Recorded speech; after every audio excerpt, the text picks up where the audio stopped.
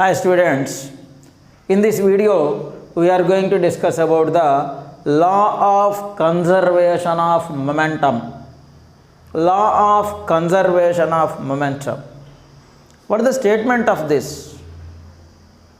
The conservation process, this means momentum of a system is always said to be constant. Though under the collisions are there, the momentum is always constant. For example, say two vehicles are hitted each other or two vehicles are mixed each other, their momentum should not be changed. This means momentum before the collision is equal to the momentum after the collision.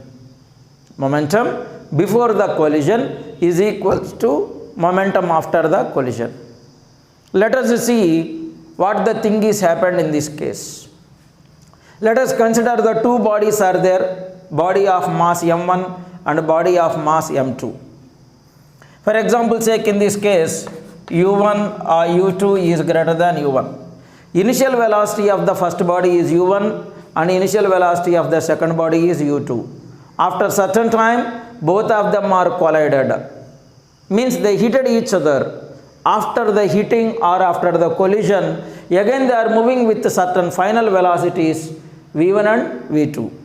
Many examples we can consider like this. For example, say two trucks are hitted each other, or a bicycle and a bus is hitted each other. A bus and as well as a lorry is hitted each other. Like that, different kinds of examples. For example, say I hitted the wall, that is also comes under collision, but the wall is at rest. Later we may discuss what are the cases are there in the case of collision.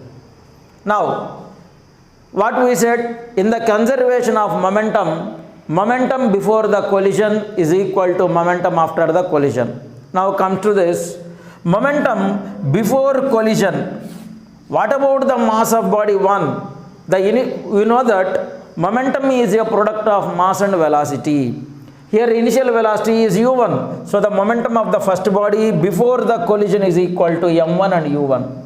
Before the collision, the product of mass and velocity, here the velocity is u2. So in the case of mass of the body 2, momentum before the collision is m2 u2. Next, come to the after the collision. After the collision, mass of the body m1 is not changed, but its initial velocity u1 converted to final velocity v1. And mass of the body is m2, but its initial velocity u2 is converted to final velocity v2. Now, momentum after the collision for the mass of the body 1 can be considered as m1 v1, and for the mass of the body is m2 v2. Now, we should move on to the change of momentum. Why? Because law of conservation of momentum is applications of Newton's third law. So for that, next whenever we move on to the change in momentum, what is meaning of change in momentum? That is nothing but delta p is nothing but final momentum minus initial momentum. Final momentum of the body 1 is m1, initial momentum of the body 1 is m1 u1. Final momentum of the body 2 is m2 v2, initial momentum is m2 u2. By applying Newton's third law, what happens? According to Newton's third law, force acted by the first mass on the second mass, that is F12. We know that force is defined as rate of change of momentum. Means we should divide the change of momentum with respect to time. Then, what is the change of momentum of the first body as per the table? m1 v1 minus m1 u1. Then we should divide this with respect to time. Now it becomes m1 v1 minus m1 u1 by t. This is the net force acted by the first body on the second body. What Newton's third law will say is, for every action there is an equal and opposite reaction. How much force is applied by the first body is equal to the force applied by the second body on the first body, but in the opposite direction. So we should consider the negative sign, right? Now come to the force acted by the second mass on the first mass, that is F21 is equal to, once again, delta P by delta T. What is the delta P value of the second body? That is M2V2 minus M2U2 by T. As per the Newton's third law, force acting on the first body on the second body is equal to the force acted by the second body on the first body, but in the minus. That is M1V1 minus M1U1 by T. This total thing we should write here equal minus of, what is F21? M2V2 minus M2U2 by T. Now, both the T values means time intervals are there in the denominators. We can cancel them.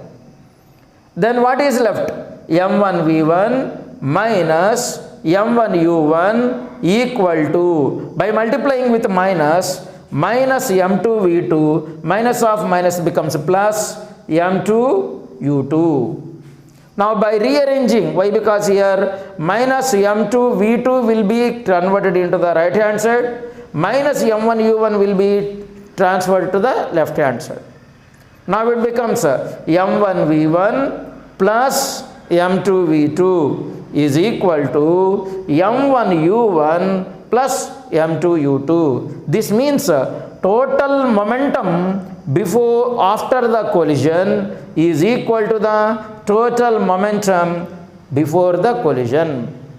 How much the momentum is there before the collision, that much momentum will be there after the collision. This means total momentum of the collision is conserved. That only proves law of conservation of momentum. Momentum is always conserved.